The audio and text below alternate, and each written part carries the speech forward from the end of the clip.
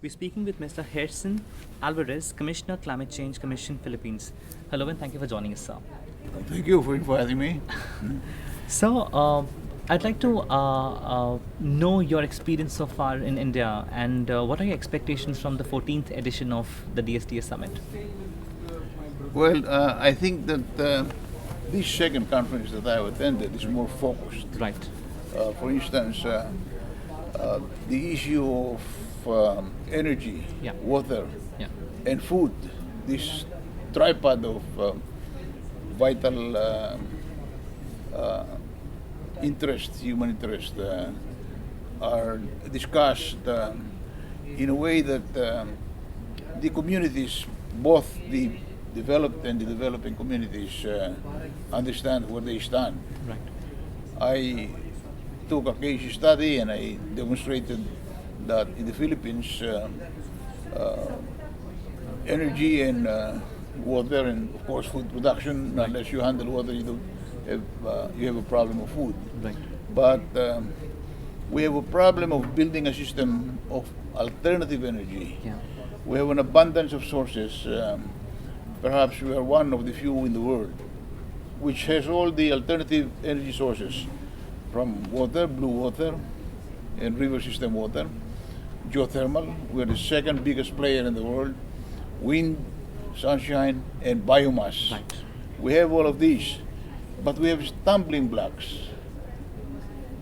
Technology, for instance, for wind, will have to be accessed from outside. Right.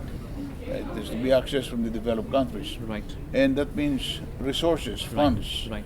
How do you create the necessary funding arrangement so that you can bring down technology? It's one of the big debates now whether technology should be subsidized by the conference of parties. But meanwhile, we're rushing to bring in technology. We're trying to build as much solar systems, as many wind farms as we can. But these are expensive. So we have to fall back on some arrangements of subsidized loan. For instance, I have a program there now of building green buildings, Right.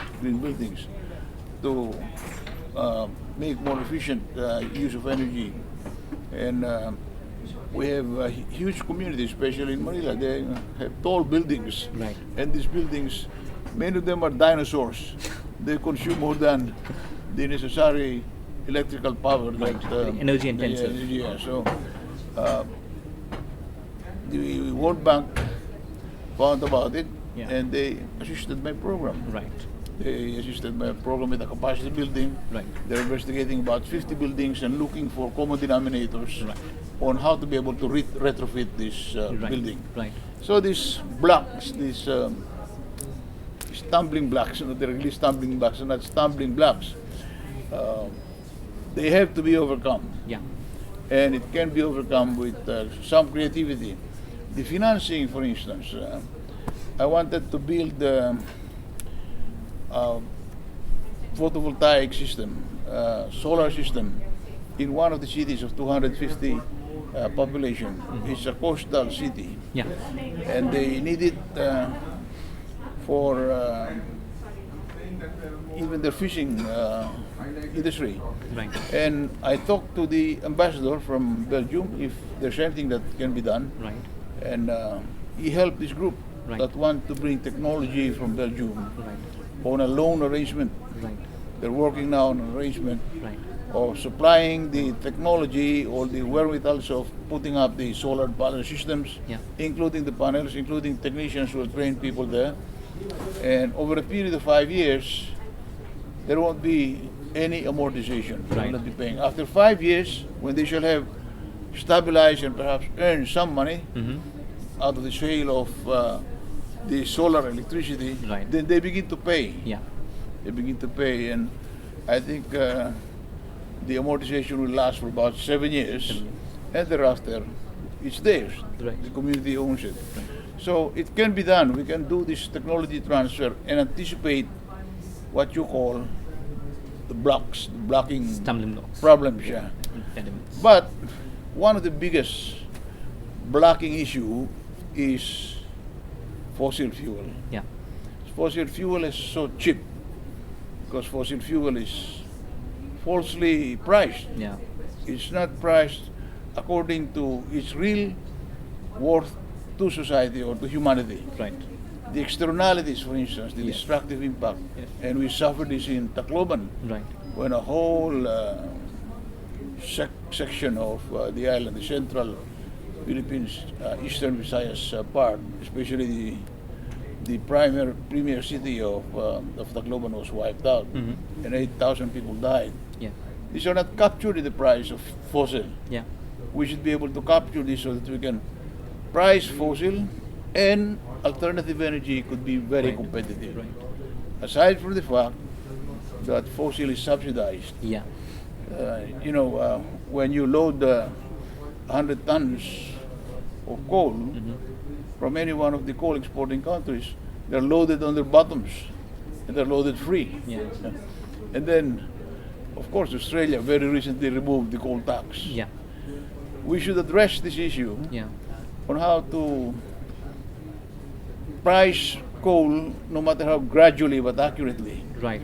so that consistently over a period of time, we will be able to Promote alternative promote energy. alternative energy. This is the biggest block Yeah. to alternative energy growth, which is standing on the way of the development of alternative energy, especially in my country where we have plenty of alternative energy opportunity. And if we look at the horizon, the calculations telling us that now we have 40% of fossil fuel Right. consumption. Right. So it's 60 more or less Right. of alternative possibility, except for a few who are not serviced. Right. We have about 19 million people Right. who are not serviced with electricity. Right. We don't mind them being served with fossil electricity now, Yeah. because it's priced so inaccurately. But in the course of time, according to the calculations done by my people, if we allow this to happen, in 30 years or in 16 years, Yeah. in 2030, in 16 years, the consumption of fossil or carbon energy will be about 86%. It's going to make a quantum over 60 years Yeah. and push out alternative energy where the alternative system should be pushing out carbon Right. for Right. two reasons. Yeah. First, it's going to be cheap. Yeah. Water is cheap, wind, sunlight, and Right. biomass Right. is cheap. So you'll have cheap energy, and with the co-benefit of creating a healthy environment. You won't have any problem of pollution, or you minimize pollution. I have instituted targeted areas for alternative energy. For instance, we have there a program which we will launch when I arrive, when I come back in the middle of February, of removing black carbon. Okay. Black carbon is one of the most short-lived but dangerous of the green House gas. gases, yeah. Because when you burn diesel, you produce what you call PM10. Yeah. You don't burn completely the diesel fuel. And particulate matter 10 microns, is so Yeah. tiny it enters the human body Right. and the respiratory system. Lungs. So it incapacitates the lung. Yeah. And many of the commuters who are exposed to this have 20, 30 or more in the diminution of the capacity of the lungs to absorb oxygen. Yeah. When that happens, the heart pumps hard. Yeah. And when he goes to the cardiac specialist, because his heart is pumping hard, they say it's a cardiac problem, but it's a pollution problem. Pollution problem. Yes. So We need to target the root cause. that's the root cause. That's the root cause. And I think that many of our people, commuters in Manila, are suffering from pollution problems because of the use of fossil fuel. Right. Yeah. Either from coal or from derivatives from crude oil. Right. Of course, some of the pollution also comes from burning biomass, Yeah. like wood for fuel. Yeah. But the point is, Pachauri's studies show that we are now heated by 1.3 degrees centigrade. And the ceiling must be at 2, Yeah. because we don't stop at 2, you warm the oceans, and of course the corals will begin to warm up. and they'll throw away the plankton which feeds the ocean. So there goes the nursery of the sea. Yeah. We have a huge nursery in Tubataha. Right. We produce a lot of fish, and Right. if Tubataha warms up, Right. and many parts of the ocean warm up, many people will suffer brain damage because that's where they draw their protein for the brains. Oh, we have a problem.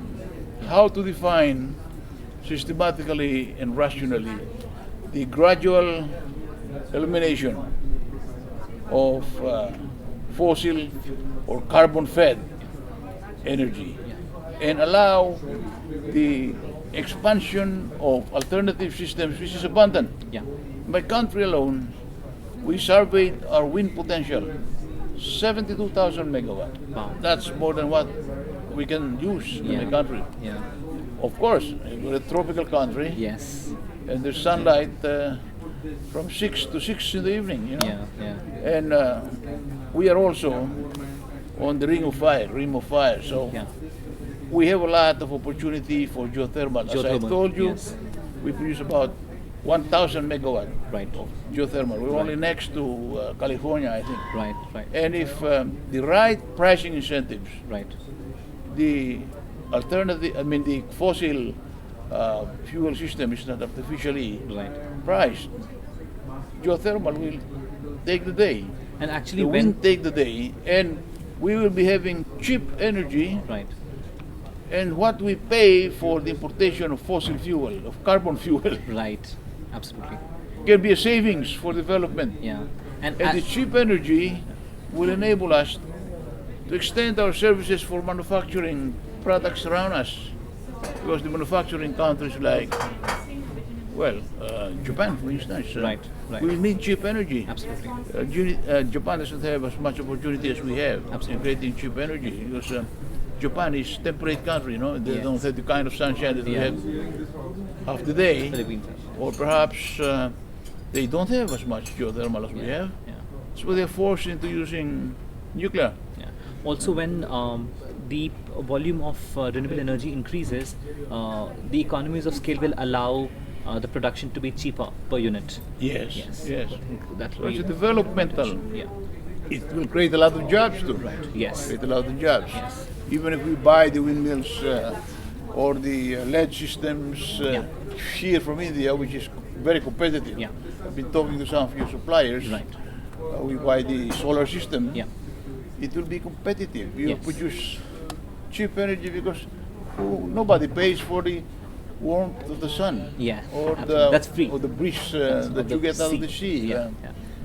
You have been very instrumental in coming up with policies in Philippines, be it the Clean Air Act Yeah. and many other environment-related policies. So, coming from India's experience, these policies have seemed to be counterproductive as far as big infrastructure projects have been concerned, because they have to because they need environmental clearances, and there are those roadblocks in the way of implementing these big infrastructure projects where a lot of money is involved. So while formulating these acts and policies in your country, did you face opposition from the private sector who complain that your acts and policies are not in our favor, and therefore there's some resistance on that front? Initially, I had smooth sailing, Yeah. but I was careful. I didn't put it out in legislation. I put it out by negotiating. Right. For instance, my first environmental initiative was to remove lead from Yeah. gasoline Yes, please. and reduce sulfur. Right. I negotiated with the three oil or energy producing companies, Right. Shell, Yeah. Caltex, Yeah. and our own, Right. Petron. Petron was an ally, of course, a government institution. Yeah. At the time, we just finished with the revolution, overthrew a dictatorship. So I had some kind of a moral ascendancy when I got into the Senate. Right. I negotiated, and on the first year, we almost agreed. Right. But the Shell chief executive said, if I sign this, it's like confessing to the damage that you're accusing us of. And suppose you sue us. Yeah. We've already signed a confession. Yes. I said, I won't sue you. I said, all I want you to do is improve your system. Because what I wanted to do was remove lead 50% on the first year, Right. and on February 14th, on Valentine's Day, another 50%, so they'll have zero lead fuel system. And he said, I'll have to consult. Yeah. But the Caltex leadership Yeah. was amenable. So the two of them were amenable. Our local company and the Caltex. Caltex was amenable because I gave him evidence from American sources. I Yeah. gave him evidence from California. Right. I gave him the evidence in Mexico, Right. where the children had suffered a diminution of their brain Right. power, of their Right. IQ, Right. by almost 2-3 points, Right. because of the thick lead in the atmosphere in Mexico City. And of course, California is ahead in this legislation. Yeah. And after some more negotiation with Mr. Loder, who was the chief executive, the board in Netherlands allowed him to sign. But I signed an undertaking on the side that as long as he abides by the conditions, because I imposed some conditions, you know, it's more expensive to produce low lead and more so zero lead. The energy that you use in the processing of gasoline is more. You have to anyway. They didn't want to incur the additional expense, or they thought that there was no responsibility. Right. I said, if you don't sign, that's where I'll sue. And that's where you're going to be embarrassed, because our own local company Yeah. will be coming along with us, and the other company might come along. Right. So they signed, Right. and that was my first initiative. Yes. And after that, I did a Clean Air Act. Yeah. And then I looked into the forest laws of India. Yes. I more or less paralleled. I Fantastic. put out the NIPAS, the National Integrated Yeah. Protective Area System. Great.